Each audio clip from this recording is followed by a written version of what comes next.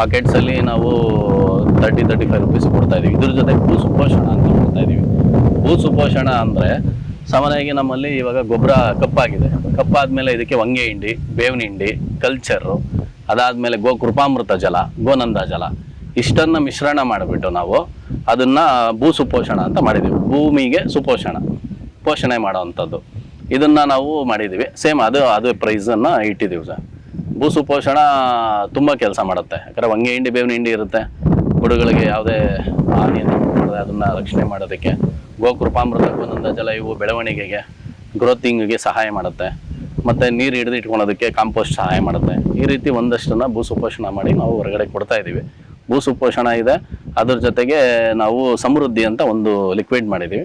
ಅದು ಕೂಡ ತುಂಬ ಚೆನ್ನಾಗಿ ಅಡಿಕೆ ಗಿಡ ಆಗಿರ್ಬೋದು, ಬೇರೆ ಏನಾದರೂ ತರಕಾರಿ ಗಿಡಗಳಿಗಾಗಿರ್ಬೋದು, ಗ್ರೋತಿಂಗಲ್ಲಿ ಸೂಪರ್ ಇದೆ ಸರ್. ಎಷ್ಟೋ ಜನ ರೈತರು ತೊಗೊಂಡೋಗಿ ಅವರೇ ಬಂದು ಇಲ್ಲ ಸರ್ ತುಂಬ ಚೆನ್ನಾಗಿ ಬರ್ತಾ ಇದೆ ಮತ್ತೆ ಕೊಡಿ ಅಂತ ತೊಗೊಂಡೋಗೋರು ಇದ್ದಾರೆ. ಬಾಳೆಗೆ ತೊಗೊಂಡೋಗ್ತಾರೆ ನಮ್ಮಲ್ಲಿ, ಹೂಗೆ ತೊಗೊಂಡೋಗ್ತಾರೆ ನಮ್ಮಲ್ಲಿ.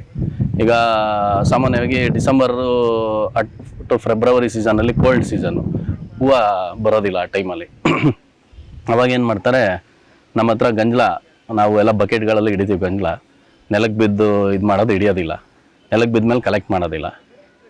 ಅದು ಕಲೆಕ್ಟ್ ಮಾಡೋದು ನಾವು ಬೇರೆ ಉಪಯೋಗಿಸ್ತೀವಿ. ಇದು ಯಾರು ಹೂಗಳಿಗೆ ಅಂತಲೇ ಇದು ಮಾಡಿ ನೆಲಕ್ಕೆ ಬೀಳ್ದಿರೋದು ಕಲೆಕ್ಟ್ ಮಾಡಿ ಎತ್ತಿಟ್ಟಿರ್ತೀವಿ. ಇದನ್ನ ಏನು ಮಾಡ್ತಾರೆ, 1:5, 1:10 ನೀರು ಹಾಕ್ಕೊಂಡು ಸ್ಪ್ರೇ ಮಾಡ್ತಾರೆ.